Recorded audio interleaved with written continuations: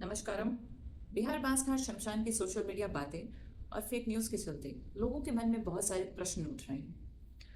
क्या बिहार सरकार ने जीवन के अंतिम चरण को भी प्राइवेटाइज करने का फैसला कर लिया है?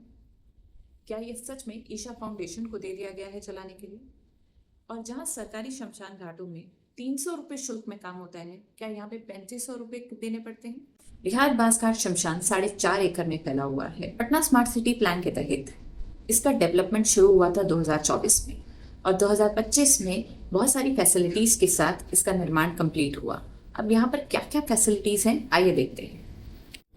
यहाँ पर 4 इलेक्ट्रिक शवदाह यूनिट, 6 पर्यावरण अनुकूल लकड़ी आधारित भट्टियां, 8 पारंपरिक लकड़ी वाले अंतिम संस्कार प्लेटफॉर्म, भविष्य में एलपीजी और सीएनजी आधारित शवदाह की व्यवस्था और उसके साथ आने वालों के लिए 2 एयर कंडीशनर वेटिंग हॉल, पूजा हॉल, बैठने की व्यवस्था, शौचालय और चेंजिंग रूम, पीने के पानी की सुविधा, पार्किंग, बेहतर सड़क और प्रवेश व्यवस्था और वेटिंग जोन भी है। उसके अलावा अस्थि विसर्जन और धार्मिक अनुष्ठानों के लिए गंगा के पानी से जुड़े 2 कुंड हैं।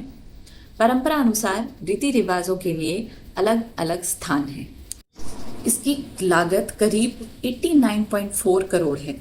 इसकी क्षमता एक समय में लगभग 18 अंतिम संस्कार करने की है।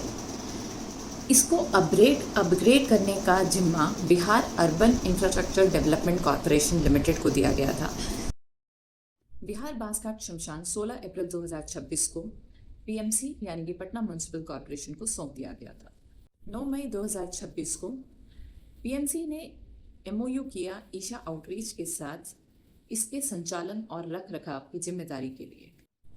ये एग्रीमेंट सिटी इंजीनियर बिंदु राजक एंड ईशा आउटरीच के रिप्रेजेंटेटिव युवराजन जी के बीच में साइन हुआ म्युनिसिपल कमिश्नर यशपाल जी के सामने, जिसका अर्थ है कि बांसघाट शमशान की ओनर पीएमसी है और रख रखाव और संचालन की जिम्मेदारी ईशा की है। जहां सवाल आता है 300 और 35 रुपए का, तो मैं ये कहूँगी दिखावे पे ना जाओ, अपनी अकल लगाओ, क्योंकि रिपोर्ट्स के अनुसार 3500 रुपये फिक्स्ड फीस है और ये बिहार सरकार द्वारा मानी गई है। तो अब समझते हैं कि 3500 रुपये फिक्स क्यों है। तो उसके लिए मैं आपको एक अपना पर्सनल एक्सपीरियंस बताना चाहूँगी कि कुछ सालों पहले मेरे दादाजी का देहांत हुआ था। तो उसके पहले जब हम उनको संस्कार के लिए लेके गए तो वहाँ पर जो पूजा सामग्री है और लकड़ियाँ और अनुष्ठान का जितना भी अरेंजमेंट है उसके लिए ही हमने 4500 रुपये भरे थे।